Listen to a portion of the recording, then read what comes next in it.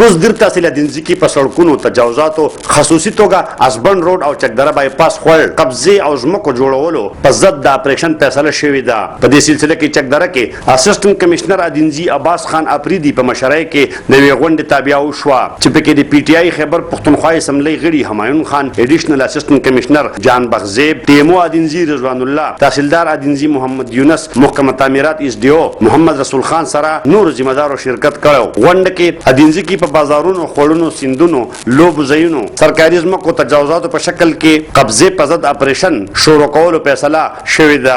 په دې حواله د اسسټنټ کمشنر عباس خان افریدي وینا وا زمونږ ای سی سے تحصیلدار سے مکمل چې کوم لیوی عمله ده دا راوند کلاک انګیجډ ده چې دا تجاوزات ګوري چیک کوي او د حکومت هم زیرو ټالرنس دی د تجاوزاتو خلاف ضلع انتظامیه دی او د تحصیل انتظامیه دینځه بالکل زیرو ټالرنس دی د تجاوزاتو خلاف، د قبضه مافیا خلاف، د لینډ ګریبرز خلاف. موږ به مکمل کاروایان هم کوو، موږ به اف آی آر هم کوو، که څوک کسان پکې ملوث وو هغې خلاف هم اف آی آر کوو. آئی زی باندې سیکشن 145 په بایپاس باندې لګېدلې دی. هلته چې کم د خوړ کم حدود دي د دې ډیمارکیشن پاتې دی چې د دې ډیمارکیشن کومه پورې نه وي شوې، نه هلته د برایي اجازت شته چاته، نه هلته چاته د دوکان جوړولو اجازت شته. په خوړ کې خوړ نه روډ نه اخوا نه د خوړ چې کم د روډ په دې سایډ خوړ دی په دې کې موږ مکمل اکټیو یو. په دې کې وروستنیو ورځو کې سکار شروع شوی و، پرون هم موږ ټوله شپه هلته تېره کړې ده، نن به هم هي سبا به هم یو دې له ما پراپر یو پټرولینګ سکواډ جوړ کو چې په څه کې شپږ کسان دي، یو سره حوالدار دی، ډرایور دی، ګاډی والا حواله کو، دا به راوند د کلاک اغازي سپرویژن کوي.